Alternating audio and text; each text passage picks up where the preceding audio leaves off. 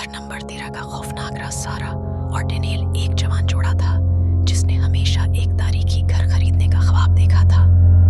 جب انہوں نے گھر نمبر 13، ایک وکٹوریائی عمارت جو ایک پرسکون محلے میں واقع تھی، کو دیکھا تو انہیں معلوم ہوا کہ یہ قسمت کا کھیل ہے۔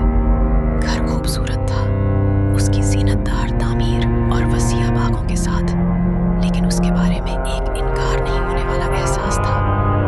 جیسے ہی وہ گھر میں منتقل ہوئے، انہوں نے عجیب واقعات نوٹ کرنا شروع کر دیا۔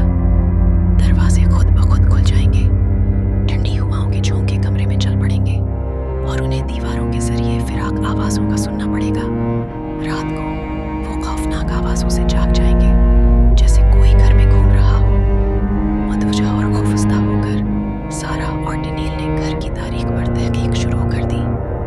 انہیں معلوم ہوا کہ یہ 200 سال پہلے ایک علمناک قتل ہوا تھا۔ کہاں مقام تھا پچھلا مالک، ایک امیر کاروباری کو اس کے دفتر میں بے دردی سے قتل کر دیا گیا تھا اور اس کی لاش کبھی نہیں ملی۔ جیسے ہی وہ گھر کی تاریخ میں گہرے جاتے گئے، انہیں محسوس ہونا شروع ہوا کہ کوئی خطرناک موجودگی انہیں دیکھ رہی ہے۔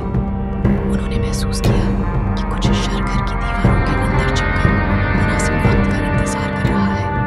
ایک رات جب وہ سو رہے تھے، وہ خون جماتی چیخ سے جاگ گئے۔ وہ بستر سے کود پڑے اور آواز کے منبع کی طرف دوڑے۔ ان کی دہشت کے لیے انہوں نے قتل ہو گئے۔ شدہ کاروباری کا بھوت وہاں کھڑا پایا۔ اس کی آنکھیں غصے اور نفرت سے بھری ہوئی تھیں۔ بھوت نے سارا اور ڈینیل کو گھر میں پیچھا کیا۔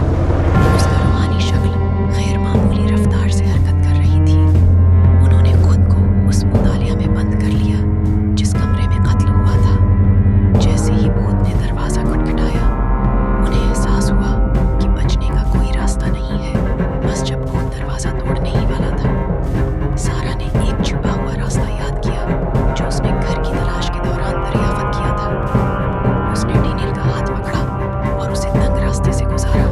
انتقام طلب روح کے پنجوں سے بچ گیا۔ جیسے ہی وہ راستے سے بھاگے، انہوں نے بھوت کے غصے کی چیخیں پیچھے پڑتی سنی۔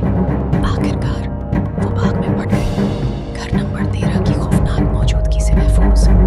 اس دن سے آگے سارا اور ڈینیل کبھی بھی گھر نہیں لوٹے۔